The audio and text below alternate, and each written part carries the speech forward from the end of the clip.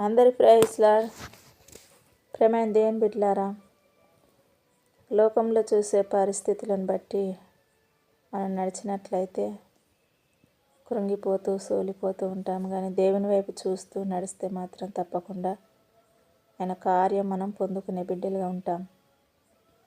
దయచేసి ఉదయం లేచి ప్రార్థనతో వాక్యంతో ప్రతిరోజు ప్రభువుకు దినాన్ని అప్పగిస్తూ ముందుకు నడవండి. ఆ విధంగా చేస్తే ప్రభు తప్పకుండా ఆశీర్వదిస్తాడు. ఈ దినం దేవుని యొక్క వాగ్దానం మనం చూసినట్లయితే ఇర్మియా 31వ అధ్యాయము 3వ వచనం. చాలా కాలం క్రిందట యెహోవా నాకు ప్రత్యక్షమై ఇట్లా నేను శాశ్వతమైన ప్రేమతో నేను నిన్ను ప్రేమించుచున్నాను గనుక విడువక నీడల కృప చూపుచున్నాను. పరిశుద్ధాత్మదేవుడు మంచి వాగ్దానం చేత మనల్ని బలపరుస్తూ ఉంటున్నాడు. శాశ్వతమైన ప్రేమతో నేను నిన్ను ప్రేమించుచున్నాను గనుక విడవక నీడల కృప చూపుచున్నాను అంటున్నాడు కదండి. శాశ్వతమైన ప్రేమతో ఆయన తప్పకుండా మనల్ని ప్రేమించే దేవుడు అంటున్నాడు.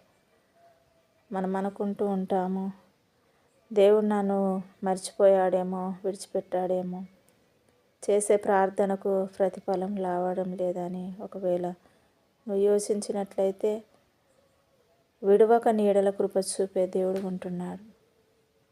తప్పకుండా ప్రభు ఆశీర్వదిస్తాడండి. తప్పకుండా ప్రభు మిమ్మల్ని దీవిస్తాడు. ఆయన నిన్ను ప్రేమించే దేవుడు కానీ నిన్ను మర్చిపోయే దేవుడు కాదు. ఈ ఒక్కటి జ్ఞాపకం చేసుకొని ముందడుగేయండి. ఆయన మేలులు మీ వెంటనే ఉన్నాయి. గొప్ప గొప్ప కార్యములు చేయని అంటున్నాడు. God bless you. ప్రార్థన చేసుకుందాం. పరిశుద్ధుడా, ప్రేమ కలిగిన తండ్రి, నమ్మకం కలిగిన దేవుడని పాదములకు వందనాలు, స్తోత్రాలు. ఎంతమంది బిడ్డలు వాగ్దానం రిసీవ్ చేసుకుంటున్నారో వారందరి జీవితంలో గొప్ప కార్యములు చేయమని ప్రార్థిస్తూ సహాయం దయచేసి కృప చూపమని యేసు నామములో వేడుకుంటున్నాను మా తండ్రి. ఆమేన్.